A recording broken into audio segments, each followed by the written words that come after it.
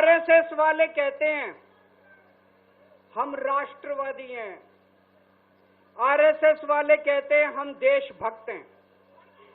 आज मैं पूरे सम्मान के साथ आरएसएस के प्रमुख हैं श्री मोहन भागवत जी, मैं पूरे सम्मान के साथ मोहन भागवत जी से 5 प्रश्न पूछना चाहता हूं और आपका समर्थन चाहता हूं। अगर मैं कोई गलत प्रश्न पूछूं तो बता देना और सही प्रश्न पूछूं तो मैं आपसे हाथ खड़ा करवा के पूछूंगा। मेरा पहला प्रश्न है मोहन भागवत जी से, जिस तरह मोदी जी देश भर में लालच देके या ईडी और सीबीआई की धमकी देके डरा के दूसरी पार्टी के नेताओं को तोड़ रहे हैं, पार्टियां तोड़ रहे हैं, सरकारें गिरा रहे हैं, क्या ये देश के लिए सही है? मैं मोहन भागवत जी से पूछना चाहता हूं, क्या आप नहीं मानते कि ये भारतीय जनतंत्र के लिए हानिकारक है? पूछना चाहिए कि नहीं पूछना चाहिए मोहन भागवत जी? मेरा दूसरा प्रश्न है उनसे, देश भर में सबसे भ्रष्टाचारी नेताओं को मोदी जी ने अपनी पार्टी में शामिल करवा लिया। जिन नेताओं को कुछ दिन पहले मोदी जी ने खुद सबसे भ्रष्टाचारी बोला, जिन नेताओं को अमित शाह जी ने खुद भ्रष्टाचारी बोला, कुछ दिन के बाद उनको बीजेपी में शामिल करा लिया। मैं मोहन भागवत जी से पूछना चाहता हूं, क्या इस प्रकार की राजनीति से आप सहमत हो? क्या आपने कभी ऐसी बीजेपी की कल्पना की थी? पूछना चाहिए कि नहीं पूछना चाहिए मोहन भागवत जी से? मेरा तीसरा प्रश्न है मोहन भागवत जी से, बीजेपी आरएसएस की कोख से पैदा हुई है कि नहीं है?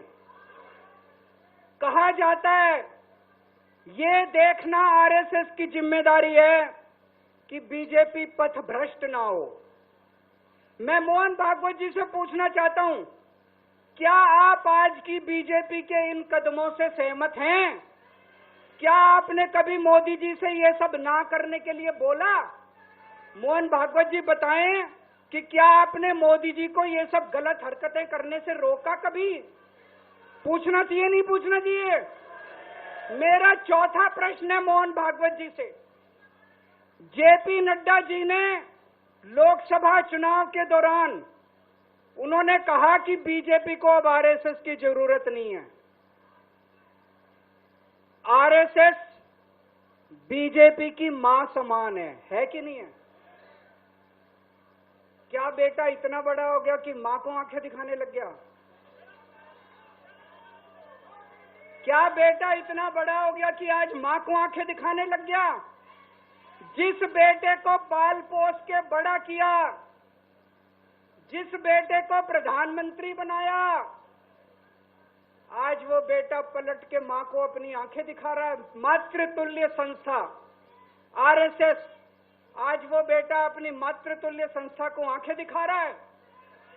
मैं मोहन भागवत जी से पूछना चाहता हूं, जब नड्डा जी ने ये कहा तो आपके दिल पे क्या गुजरी, आप जरा बताइए इस देश को। क्या आपको दुख नहीं हुआ? मैं आरएसएस के हर कार्यकर्ता से पूछना चाहता हूं, जब नड्डा जी ने कहा कि हमें आरएसएस की जरूरत नहीं है, क्या आरएसएस के हर कार्यकर्ता को दुख नहीं हुआ? मेरा 5वां प्रश्न मोहन भागवत जी से मैं कहना चाहता हूं, आप ही लोगों ने मिलकर कानून बनाया था कि 75 साल के होने पे कोई भी व्यक्ति रिटायर होगा।